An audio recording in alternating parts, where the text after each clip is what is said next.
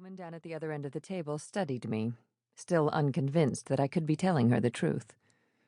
Writers, they are not to be trusted with our hearts. Never mind, I thought. I am old and tired of the terrible clarity of the young, and all of you are young these days. Long ago, I believed that given a choice, people would turn to good as they would to the light. I believed that reporting, honest, unflinching pictures of the truth, could be a beacon to lead us to demand that wrongs be righted, injustices punished, and the weak and the innocent cared for. I must have believed when I started out that the shoulder of public opinion could be put up against the door of public indifference, and would, when given the proper direction, shove it wide with the power of wanting to stand on the side of angels.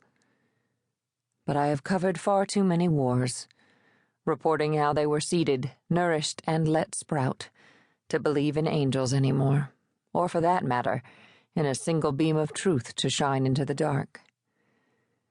Every story, love or war, is a story about looking left when we should have been looking right.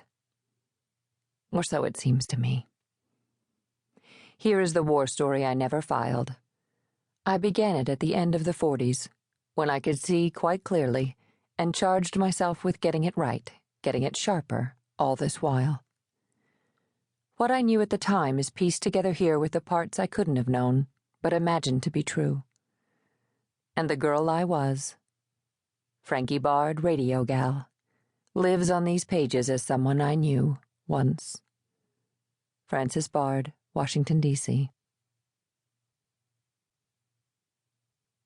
Fall, 1940.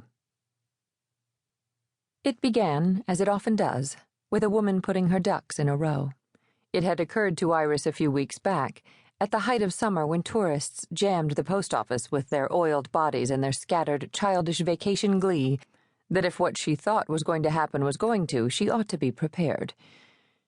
She ought, really, oughtn't she, to be ready to show Harry that though she was 40, as old as the century, he would be the first, the very first. And she had always put more stock in words set down on a clean, white piece of paper than any sort of talk. Talk was... "Right," said the doctor, turning away to wash his hands. Iris supposed she was meant to get up and get dressed while his back was turned, but she had not had the foresight to wear a skirt, thinking instead that her blue dress was the thing for this appointment, and no matter how thorough a man Dr. Broad was, he'd have turned around from the sink long before she'd gotten it over her head, and then where would they be?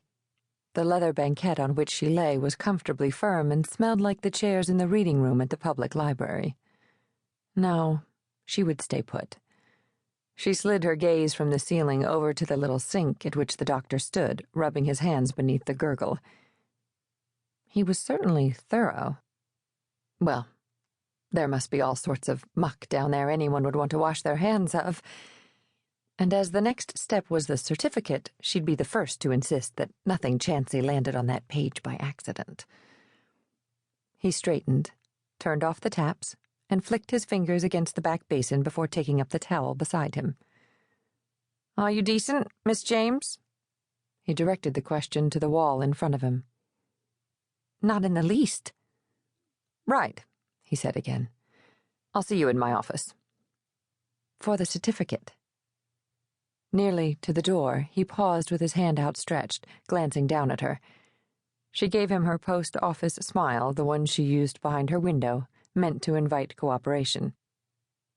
"Yes," he said, and he grasped hold of the handle, pushing it smartly down and pulling open the door.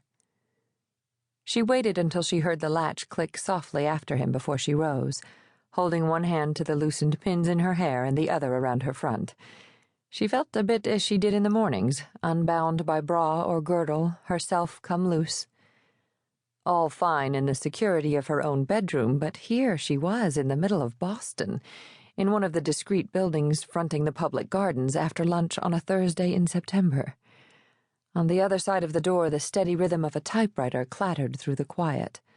The tiles were cool under her feet, and she reached first for her underthings, leaning against the banquette as she drew one stocking on, then the next, snapping the garters firmly.